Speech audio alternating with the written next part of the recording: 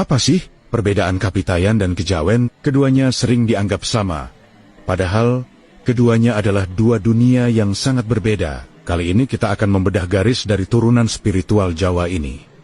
Dari sejarah, teologi, hingga analisis ilmiahnya. Siap-siap, karena ini akan membuka wawasan baru tentang kekayaan budaya Nusantara. Mari kita mulai dari perbedaan paling fundamental. Kapitayan adalah agama kuno, dan kejawen adalah filsafat hidup. Kapitayan adalah agama asli Nusantara, khususnya Jawa, yang diperkirakan telah ada sejak zaman batu, bahkan lebih dari 6.000 tahun sebelum Masehi, jauh sebelum era Hindu-Buddha. Ini adalah agama monoteistik murni. Sebaliknya, kejawen bukanlah agama, melainkan sebuah filsafat atau pandangan hidup yang lahir jauh kemudian. Kejawen adalah hasil perpaduan atau sinkretisme, sebuah pandangan hidup yang seringkali dilapiskan di atas agama formal yang dianut seseorang, seperti Islam. Jadi, kapitayan itu agama, kejawen itu filsafat. Ini poin kuncinya. Selanjutnya, mari kita selami lebih dalam dunia kapitayan. Secara etimologis, kapitayan berasal dari akar kata dalam bahasa Jawa kuno, toyo, berarti ketiadaan atau yang tidak tampak. Kapitayan secara bahasa berarti sistem kepercayaan yang berporos pada Sang Hyang Toyo, Tuhan yang tak terlukiskan. Inti ajarannya adalah penyembahan kepada Tuhan yang Maha Esa, yang absolut dan tak terbayangkan, yang disebut Sang Hyang Toyo.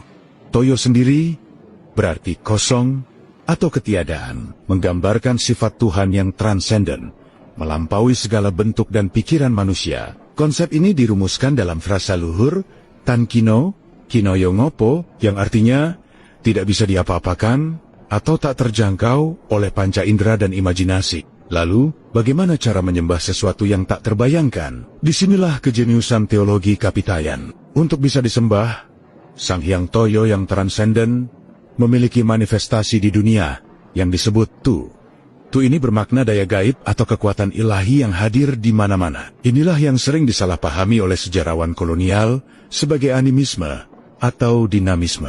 Mereka melihat orang Jawa kuno menghormati watu atau batu, kemudian tunggak atau tonggak, lalu menyimpulkan mereka menyembah benda. Padahal, yang dihormati bukanlah batunya, melainkan Tu, yaitu kekuatan Sang Hyang Toyo yang termanifestasi pada benda tersebut. Tempat ibadah kapitayan disebut sanggar, dan ritualnya bersifat anikonik, artinya tanpa patung atau arca. Mereka menggunakan sebuah lubang kosong di dinding sebagai simbol Toyo, atau kekosongan absolut Tuhan. Menariknya, arah sembahyang dilakukan menghadap ke timur, ke arah matahari terbit, yang dimaknai sebagai lambang pencerahan. Kapitayan juga sudah mengenal ritual puasa yang disebut upawasa, dan istilah ibadah yang disebut salat.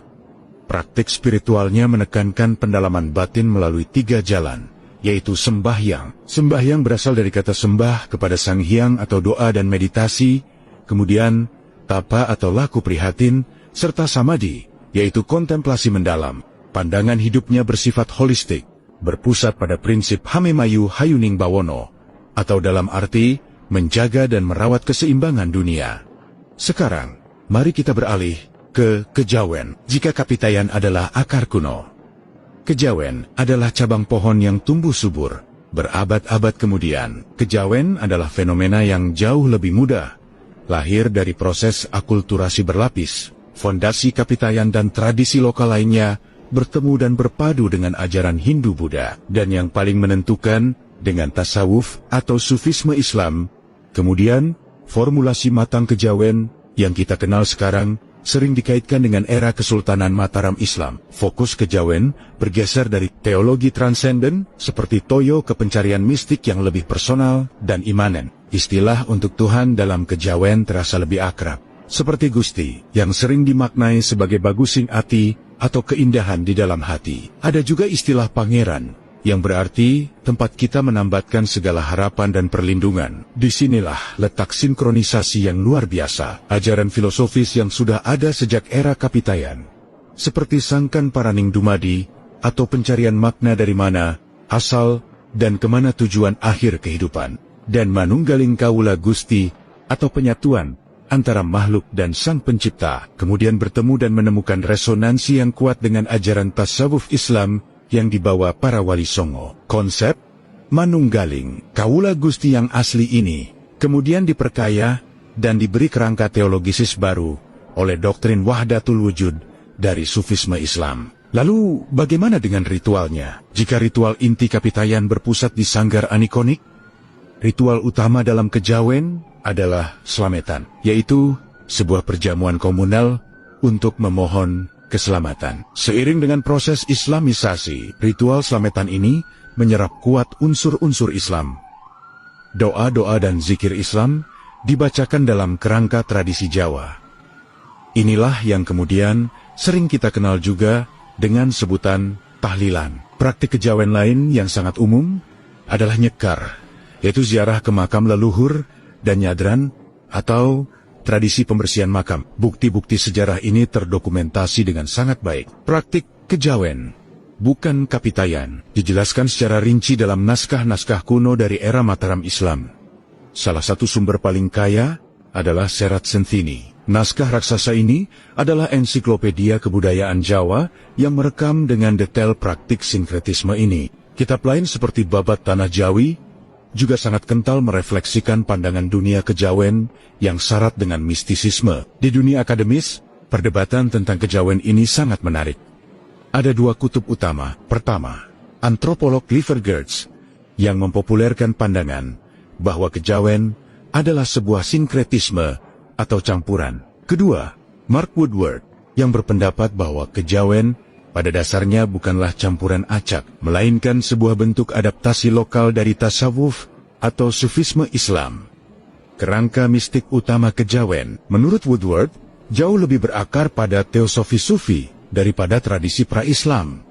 Jadi, apa kesimpulan dari perjalanan kita kali ini? Kapitayan adalah agama monoteistik kuno Nusantara dengan konsep ketuhanan transenden yang luar biasa, yaitu Sang Hyang Toyo. Sementara itu, kejawen adalah sebuah filsafat mistik yang lahir dari perpaduan panjang antara tradisi lokal, Hindu-Buddha, dan yang paling dominan adalah tasawuf Islam, dengan fokus pada penyatuan personal dengan Tuhan.